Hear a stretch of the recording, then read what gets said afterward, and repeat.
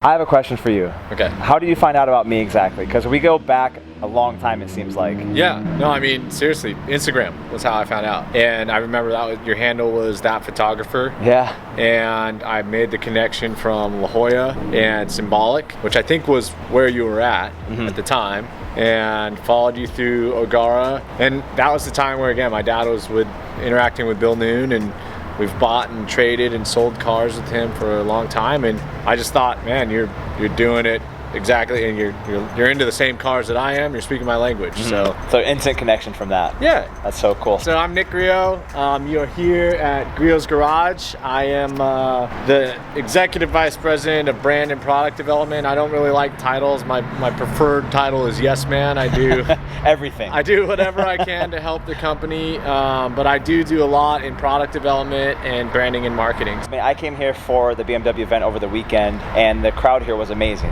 Passionate people. I saw the giveaway showing the car care school. I saw the retail store for the first time, which I think that's where we should start. Yeah, I want to go check everything outside. Yeah, I mean, you might want to just show the parking lot with 300 surface stalls. So this is not only our corporate office, our headquarters, our flagship retail store, it's an event center. Yeah. This is like, that is so important to us in this business being successful. Sure. Thank you. So the funniest thing is, for me, when I first walked in here, I was blown away, because I didn't know about how extensive this was as far as the design, the colors, all the products. There's so much here. Yeah. If you had to start in one spot, how would you explain the store? Because this is the flagship store, correct? This is, and I think this is representative of what was always in my dad's head. All of our kind of vintage throwback feel of our products is Art Deco to the T. And this building was an old Coca-Cola bottling facility for 50 years, and so a lot of the structure remains the same. We've obviously adorned it with everything that is relevant to our brand. Lots of black, red, and white. Yeah. I told you the story about how that's the theme. Yeah, how the colors were selected, just contrast everywhere. But really, this was a place where we started in pretty much a warehouse. We expanded and had manufacturing and our corporate and creative offices in that warehouse. The manufacturing and distribution grew so much, we moved that to Indiana, and then we had a small 200 square foot lobby that had essentially become an experience center in an industrial lot. So this was an opportunity to create the experience we were always seeking, which was an educational space, a true retail experience that was representative of our brand and what we believed it to be, and then an event center with dedicated parking and a space for everybody who loves cars and is as special as we are and crazy as we are to come and congregate, not interfere with any of the other community, doing it in a mall parking lot or someplace where we could get in trouble for how we behave. As far as like the car cleaning products that you have, can you show us some of your top of the most well-performing as far as what you sell the most of? Yeah, well, biggest thing right here, and we've got a video going on it as well, is our orbital polisher. So we just redesigned this. We've sold one of these things for 27 years. It is the tool that helps people do the most to correct their paint. So that's very important in terms of selling all of the waxes, pads, abrasives that can be used in a variety of different circumstances, whether your car is in great condition, whether it needs a complete overhaul. And we have complementary orbitals as well that skew towards professionals or really kind of run the gamut to small precision tools. Those are a big deal. And then over on the other side of the store, we have it merchandised based upon process. So for polishing, more intensive, obviously machine, more equipment, and then washing and detailing, the different wash options. Those are very important, right? Washing your car is the thing you do the most. We have options for people that don't have access to a hose or need to wash their car safely in bad weather conditions, maybe an apartment or condo where you want the ultimate safety washing your car because that's when you can do the most damage, but you're limited. All the way to somebody who's got pressure washer, the entire setup of foam cannon. I need a specific product for that foam cannon, so our whole foaming system is there as well. Wheels, tires, tools, towels, interior, we have everything covered. We have over 100 different unique liquid chemicals, and we make every single one of them in our facility in Indianapolis. So you have full control of every product you have? Full control of every product we have. Every one is our own. We develop it. You got a little bit of insight on how that works today. We have a full team of chemists, and we work through a concept, and we do iterative processes to make sure that it performs very well. It fits a niche and a need that our consumer is asking for and tells us about. and then of course is environmentally friendly and compliant as well. Understood. And then also from what I saw from the meet, that you have a car care school here. Oh yes, I want to see that. Okay, so let's keep walking through the store. That's a big part of it. We will kind of show you the door over here that is where we display autos. So one of the big things that we do here is we have our own trademarked Cars and Coffee. We call it Caffeine and Gasoline. And every month we have a different theme. So we switch our auto display, which is an enormous 3,500 square foot garage that usually has about 12 cars in it. Last month was Italian. The month before that was German. The month before that, in July, was All-American. So cool. The theme changes. The cars in the parking lot never have to be consistent with the theme. Anybody is welcome. And with 300 plus stalls, we get all sorts of stuff. You have plenty of room too. Yeah, so the car care school is this space that we're walking in right now. 2 big bays where we can host, car clubs. So we'll have somebody like the Northwest Mini Club or the BMW CCA Puget Sound chapter, and they could bring up to 100 members, and we'll go pick out the most hammered vehicle in the crowd, and that guy of course wants help. Yeah. And we bring it in here and we do demonstrations. We are able to coach and teach everybody how to use the products. Likewise, if you're just strolling through, driving through, and you've got something you want to address, this is a free service, so you can make an appointment or just drive your car up. We open the door and we address what issue you're facing before you have to buy anything. So we want to educate primarily, and we've got a nice little Lamborghini here. Always a good variety. Nothing is off limits. We really just want to help anybody who owns whatever car, however special it is to them. If it's special to them, it's special to us, and we want to help them take care of it. So you utilize pretty much every portion of the industry, and you can help people here in-house in pretty much every kind of way. Yes. Because most places that have a detailing company, it's typically just a product and here you go. Yeah. But as far as beyond that, you have a flagship store, you do everything in the USA, and you have something as crazy as this. This is like every car guy's dream to have this. Yeah, this is really the whole key is, and my dad has been really emphatic about, we make it, we teach it, we guarantee it. So teaching is an integral aspect of the brand, where you can go buy a product and it says tire cleaner, and it may have directions on the back. That's fine. I don't know if you need that tire cleaner or if it's going to be effective, but we want you to be sure that A, we support that product, and B, you know exactly how to use it. You could spray it on and rinse it off and realize that, oh, part of that was agitating with the proper brush, or allowing it to dwell for 30 seconds longer. Or if you have a foaming tool that it hangs for 45 seconds to a minute longer and does all that chemical breakdown that you avoided by just rinsing it off. And you may not have learned that unless you did some kind of training here. Exactly. Or through you guys. And you can stay here as long as you want. I mean, we don't want you sleeping over, but at the same time, like, somebody will come in and their paint will, they took it through a tunnel wash, and now all of a sudden they see the spider webs or swirl marks, and they're like, what have I done? This is my baby. This is my Silverado SS, and it's an enormous truck, and I'm not doing this by hand, and I've never used a machine, and guess what? You're gonna get free training on that, and you're gonna leave here with a 1 by 1 foot area of your hood done, but you're gonna be comfortable. I mean, it didn't take long for you to get comfortable. No, not at all. What can we see that's behind the scenes that we can show on camera? Awesome. Okay, so obviously very special guest here, so we're gonna take you back to what has been an expanded part of our business. We had excess space when we developed this building, and it has really turned into a very special space, and that is what we have called Griot's Motors. So we're gonna go back and check that out then. I probably shouldn't film through here. You're good. I'm good to film here too? Okay. This is the stock room, so this is where we keep our back stock. We do have very busy days, so the shelves clear out. And again, we're pretty tidy in general, so we're not too worried about it. But this is the Griot's Motors restoration shop in its current state. And I got to show you, we are working on the formal incorporation and really big shop space for this. But right now you're looking at what has become our restoration and storage facility in the back. And these are Richard's cars, and we have plenty of finished product, cars that you've seen on our covers for many years. And then we also have cars that are open projects. Now, with these open projects, they're sitting right next to finished cars. So we've kind of moved towards having dedicated spaces for inventory versus active projects. Which only made sense. Yeah, I mean, you totally don't get that. want, when you're welding or you're sanding, you don't want that dust and fallout to drop onto. Some of these cars are convertibles. so the interiors are sensitive. Not to mention the price value. Yeah, you got to be very careful with a lot of these cars. Yeah, so. we have all sorts of weird stuff. We're looking at a pink Fiat, which was a pretty special restoration. We did all of this in-house. So this is a Fiat Jolly 600. This car only has how many miles on it? Oh, this is a Lancia Delta Integrale Evo 2. Has 167 kilometers. This guy, it came out of Italy as a guy who owned a Lancia dealership, and you gotta see this. It still has its delivery plastic on it. Oh my god! So on the door panels and in the carpet, and you can smell it. It just smells brand new. Yeah, and it's a beautiful, just perfect, homologation. Man, that is one brand new car. Yeah. That's pretty impressive. And now, before we get into more cars, can you tell me more about what's going on here? Because isn't there something that you guys do every year? Yeah, so we'll take a quick peek.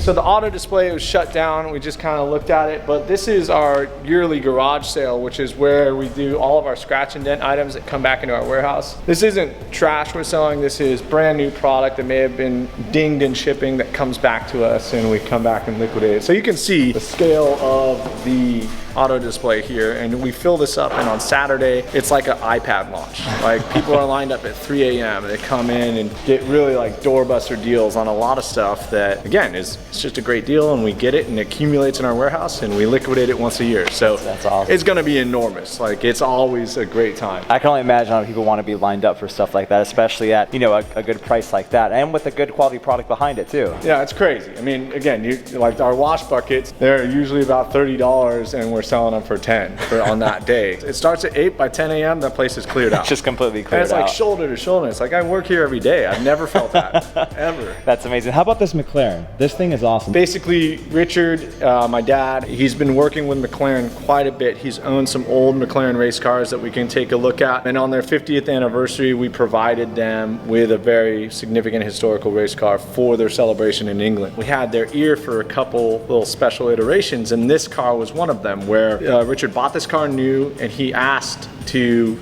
match the livery that he had on a 1976 M23, which is a Jochen Moss Formula One car, because he wanted that same color, and McLaren's the only one that can make this color. They made it for him, and now with the Senna, we've seen the livery replicated a few more times, but this is one of one, the factory paint scheme. So now there's a collection of cars over here. We have a 427 Cobra. This was an authentic 427. Bruce Canepa had this car. He did titanium floors, finished it in just a perfect color scheme. Obviously the scarier of the scary Cobras. Big block 427. Jaguar E-Type, this is kind of a resto-modded convertible, so if you've ever seen the Top Gear with the Eagle Speedster with that really bored out straight six, this is pretty much as close as you're gonna get to it, and we bought it from a guy who had more money than taste, and we kind of engineered out he had some weird color matched wheels. We took some time to really clean it up, brought the wheels back to a nice bright silver, machined the center console, worked on pedal position to make it a really nice driver's car, and it's pretty fast. We have a collection of front engine Ferraris from the 60s, 64 250 GT Lusso. We just rebuilt the motor on it, so it's healthy. We got to drive it, and this is like the first car I've ever experienced where temperature actually made the car that much better. Oh, really? You think of modern cars and you get in, like, you want to bring it up to temperature so your heater works better.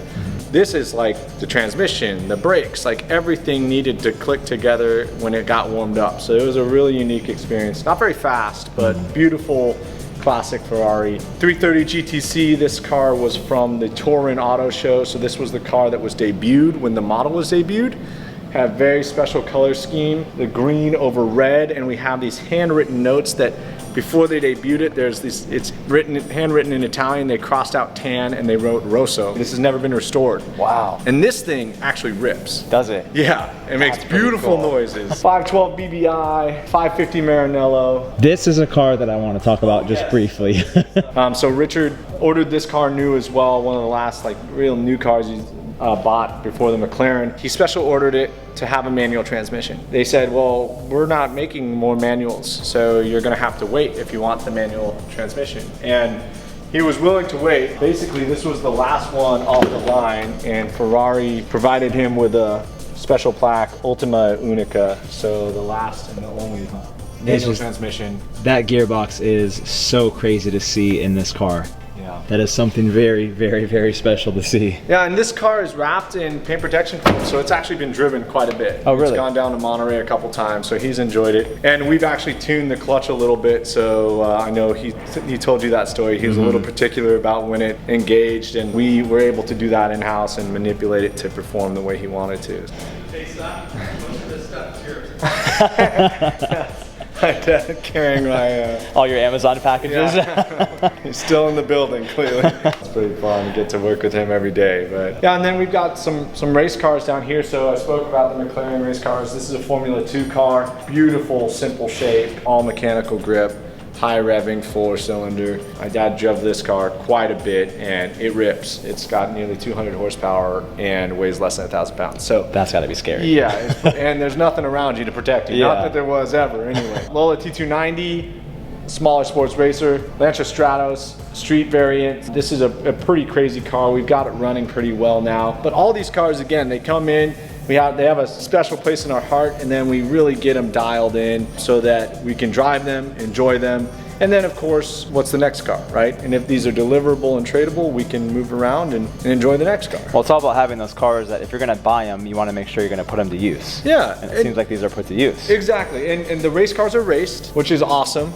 Richard, I told you, we started off as a race instructor in Jim Russell in the 80s, helped my mom run her business, and then fulfilled himself and his passion for cars by starting Griot's Garage in '89, eventually incorporating in '90. So now he's kind of come full circle, and my brothers and I are trying to help him with the day-to-day responsibilities, along with everybody else in the building. Which, from what I've seen, you stay extremely busy. It's there's a lot to be done, and again, we have a wonderful team of people here. We're always adding more, so it's a great thing. But he's able to go back and race, enjoy the cars, sure. and he wants to be in the shop every day, looking at things and improving it.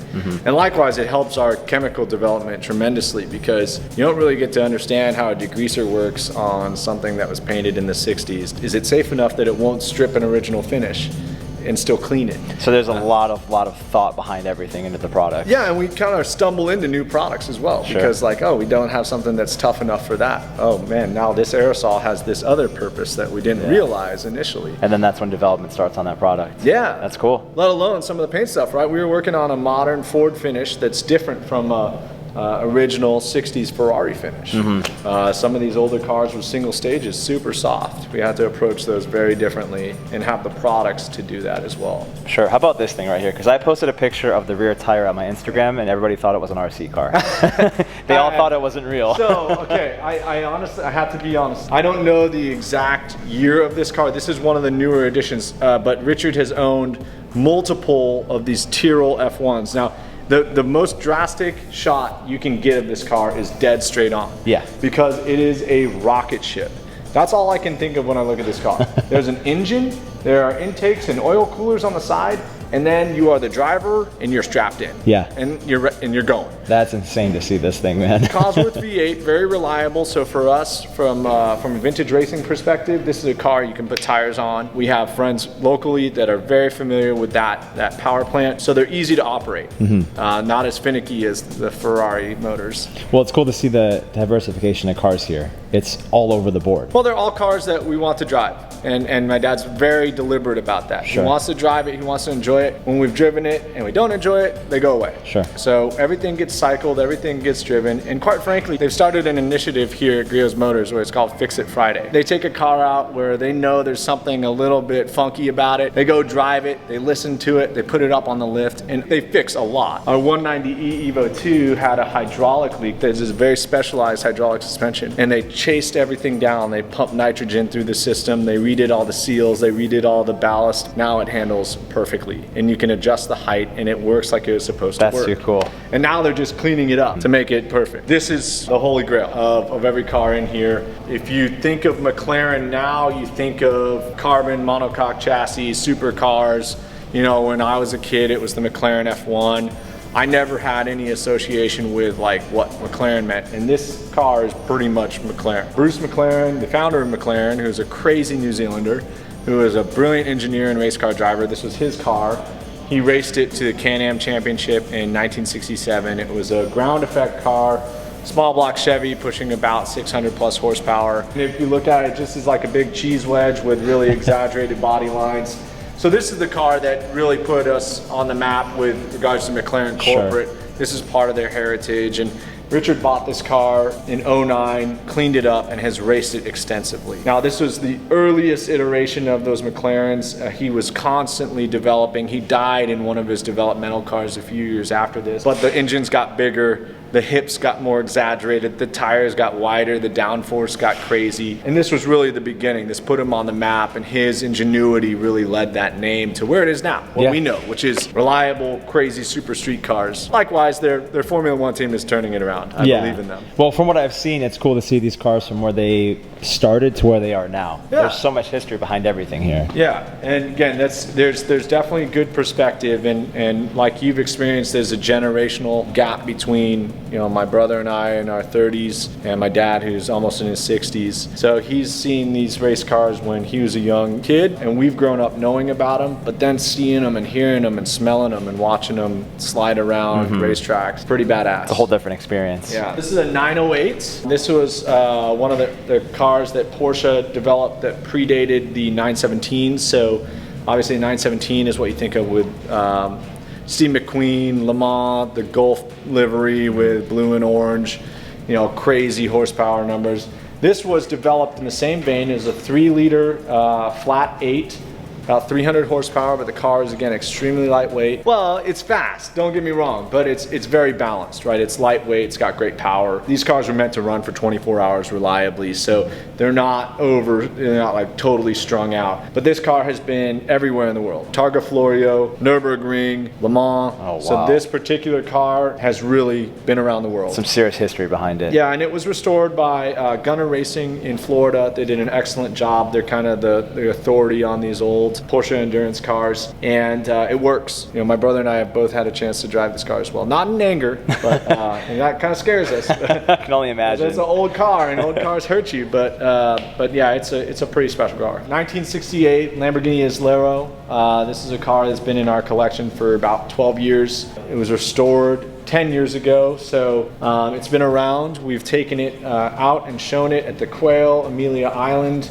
It won first in class in Amelia Island a couple years ago. Very sharp, black lines. Just a car that is very understated for what you think of in a Lamborghini, but sharp, very deliberate lines. This was kind of the gentleman's iteration of a Lamborghini. At the same time, they were making Miuras, and they were about to launch the Espada. So you can imagine this is like, what? Yeah, you're like, hold on, what is this? Yeah, still got a V12, and just a very, very nice, supple, luxurious interior as well. So probably have to look at the hood so you can see. Meet one of my heroes because of this car.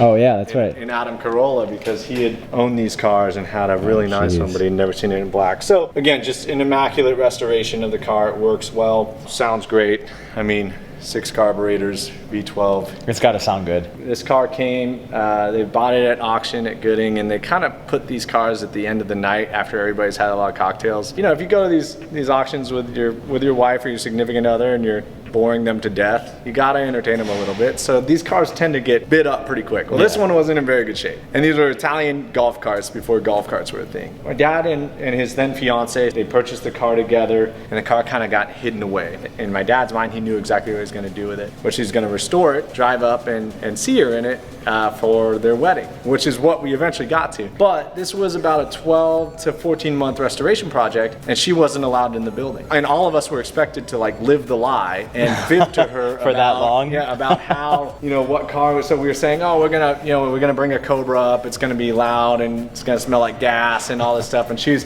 like visibly distraught. And we even had like clients come in for dinner where we had made them be a part of it. We got it done, and sure enough, he rolled up and surprised her with it the day they got married. So that's amazing. What a cool story. Yeah, it was awesome. I bet she was super surprised. She was super surprised. That car is actually pretty quick. Like you see him, we'll be in like a meeting on Monday morning, and Forrest and Carter will be sitting there too, like 6 foot plus guys cruising just around slammed in in there. This Ford GT to me is something special just because it's the heritage. Yeah, and you can see we do a little bit of painting here. We've got a couple cars that this particular heritage we bought new out of Indianapolis. You said it's not delivery miles, it's a few more miles than this. I've definitely gotten a chance to drive this car as well. I think we both shared the same thing. We're tall, and you kind of feel You get chopped off right here from this door. door. Roof get right on top of you, for sure. Yeah, the Heritage were 06. They were the kind of the second issue.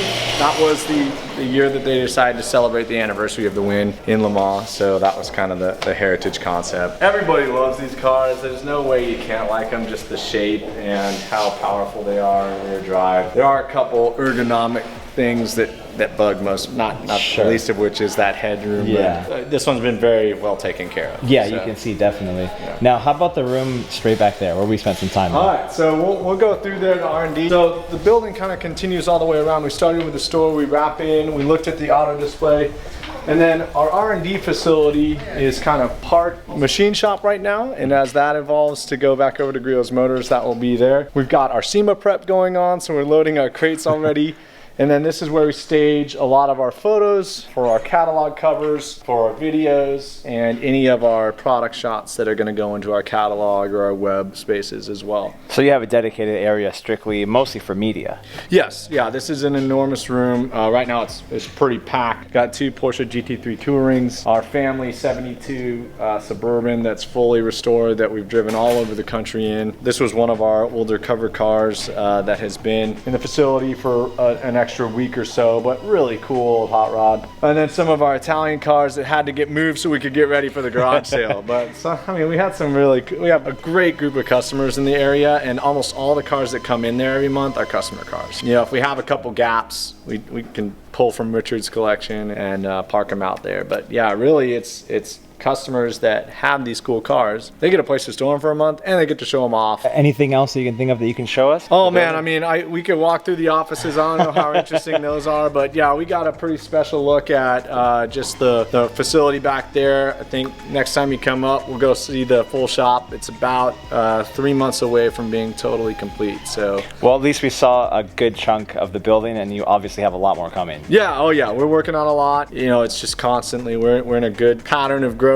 but at the same time, the restoration shop is going bonkers and it's going to be something big. And then likewise, we'll get some space back for the growth that we're experiencing here at Griot's Garage. Well, I can't say thank you enough for showing us the whole place. Everyone can check you out on Instagram, Facebook, Twitter, everything online, and especially your YouTube channel. Yep, yeah, we do a lot of work on social, and obviously you're here to help some of that too. So all right, well, thank you so much. I really appreciate it. Appreciate it, man.